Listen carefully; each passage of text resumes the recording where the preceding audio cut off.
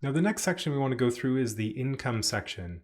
Now the income section is really meant to capture earned income. So income from employment, Canada Pension Plan, or old age security.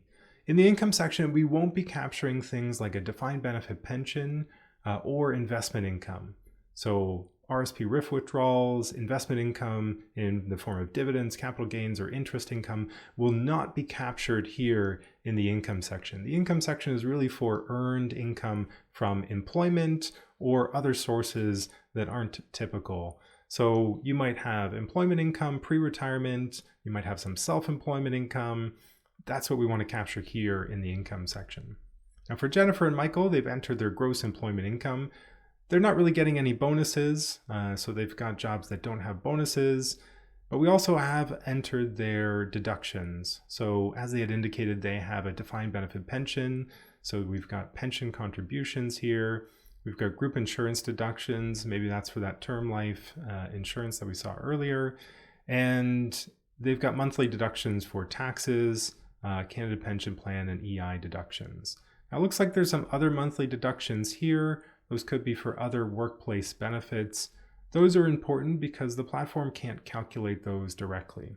So pension plan contributions, group insurance deductions, and other monthly deductions, important to have accurate because the platform doesn't know about those and can't calculate those. Now, tax deductions, CPP and EI, those are based on formulas. So as much as we want to have accurate numbers here in the discovery phase, these will be recalculated in the projections year by year based on whatever gross income we've entered.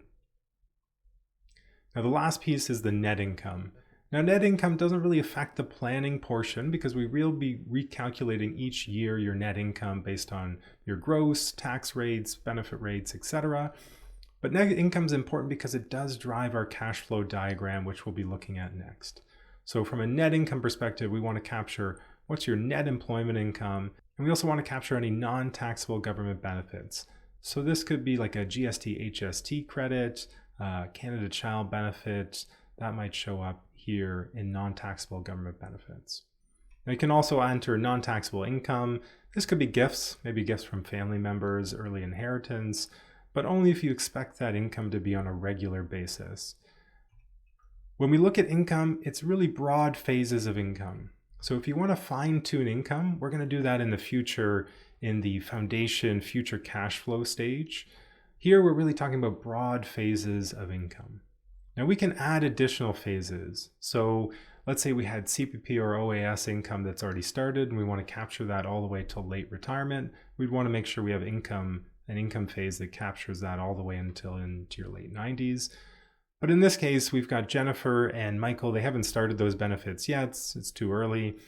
But Jennifer does know that she's going to work part-time for her employer after she retires. So their plan is to work until age 55 and 54. And this is inclusive. So 50 to 55. So age 56, they're going to retire. But Jennifer's going to do a bit of part-time work. So we're going to add a financial snapshot. And we're going to call it...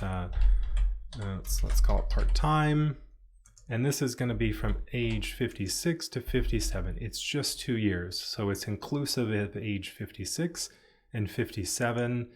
And Jennifer doesn't know exactly how much she's going to earn, but she's estimating somewhere around $1,500 a month in gross income. Now we don't know deductions or anything, so we're just going to put these all as 0, and we will let the platform recalculate the monthly tax and CPP and EI deductions for us. So the important pieces have the gross income values in there, and the platform will calculate the net and the deductions for us. Now, if there were some special deductions like continued pension contributions, we would want to capture those here. That's it. That's the whole income phase. Remember, it's earned income from employment, self-employment, CPP, and OAS benefits only.